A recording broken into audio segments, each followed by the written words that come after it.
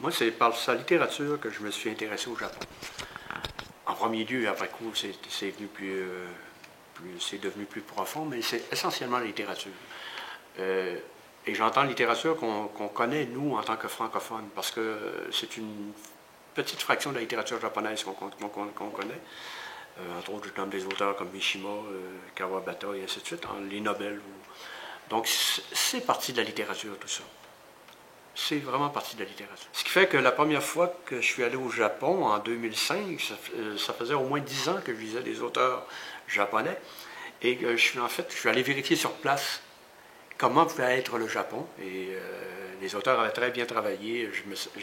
Déjà, dès 2005, à mon premier séjour à Tokyo, je me sentais vraiment chez moi. J'avais l'impression d'arriver dans mon pays. C'est assez impressionnant, la force de la littérature, quand même. Ouais. Donc, c'est ça tourne autour de la littérature et après coup, des amitiés se sont développées. Et maintenant, on peut dire que le Japon, pour moi, c'est viscéral. C'est un pays, on pourrait presque dire mon deuxième pays. J'y vivrai au Japon demain matin, moi. Pourquoi? Parce que c'est les valeurs du Japon qui sont venues me chercher. J'aime ce pays-là pour ses valeurs, OK, des gens, bien entendu. Les valeurs le communautarisme, entre autres, qui vient un peu, d'une certaine façon, chercher les valeurs amérindiennes, le communautarisme. Et c'est drôle, hein, c'est après mon premier voyage au Japon que j'ai vraiment compris les Amérindiens au Québec. C'est drôle, hein?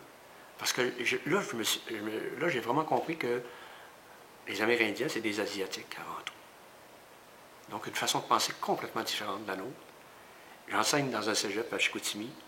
J'ai des étudiants amérindiens et maintenant je les vois d'une façon différente. C'est drôle, c'est le Japon qui m'a permis de comprendre nos Amérindiens. C'est fou. J'ai dit nos Amérindiens, les Amérindiens. Qu'est-ce qui peut intéresser le public japonais, les amis que vous avez, les lecteurs peut-être, sur la littérature québécoise? Bonne question. L'intérêt qu'il pourrait avoir là-dedans, c'est que c'est une façon d'entrer en Amérique du Nord, mais d'une façon différente. Les lecteurs japonais ont accès à des traductions de grands romanciers américains, de grands romanciers espagnols, sont tous là, ceux et celles qui aiment la littérature. Mais si on parle de best-sellers, on va parler d'une littérature anglo-saxonne, la plupart du temps. Harry Potter, ce type de choses-là. Sauf que si on veut connaître une autre Amérique, une autre façon de vivre, il y a la littérature canadienne-anglaise, évidemment, qui est une autre littérature, elle aussi. Et la littérature québécoise, qui est assez particulière. La littérature québécoise, il ne faut jamais l'oublier qu'elle est étudiée partout dans le monde. En fait, le Québec est comme une erreur, une erreur géographique. On fait partie de l'Amérique latine au Québec. On fait partie de l'Amérique latine en plein cœur de l'Amérique du Nord. C'est assez particulier. Ce qui fait que notre littérature est très étudiée au Mexique et dans les pays...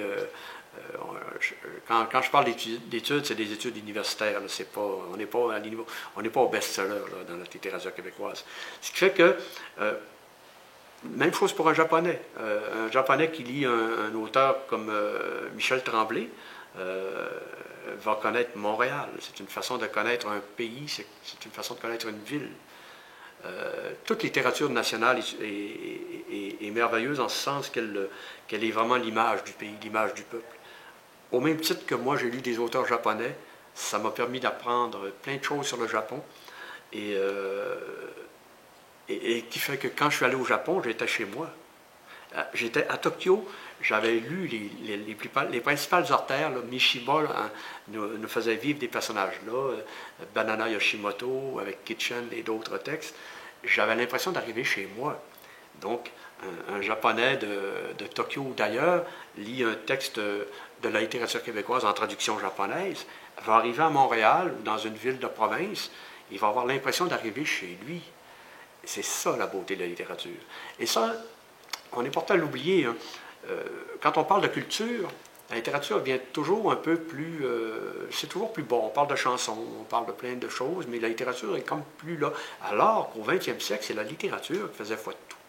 Quand on parlait de la force de la France au Japon, qui est un peu en train de s'estomper, c'est que la France, mettons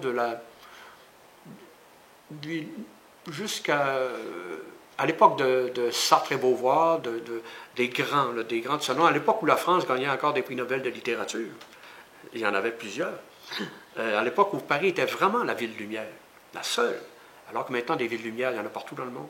Londres est une ville lumière, New York est une ville lumière, même Montréal est une ville lumière. La ville lumière au 19e et 20e siècle, c'était Paris. C'était vrai. Donc, nécessairement, la littérature française allait chercher des gens un peu partout.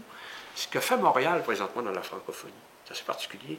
Montréal étant dans la francophonie, va chercher des gens de partout dans le monde et on publie à Montréal ce qu'on aurait publié à Paris il y a 50 ans.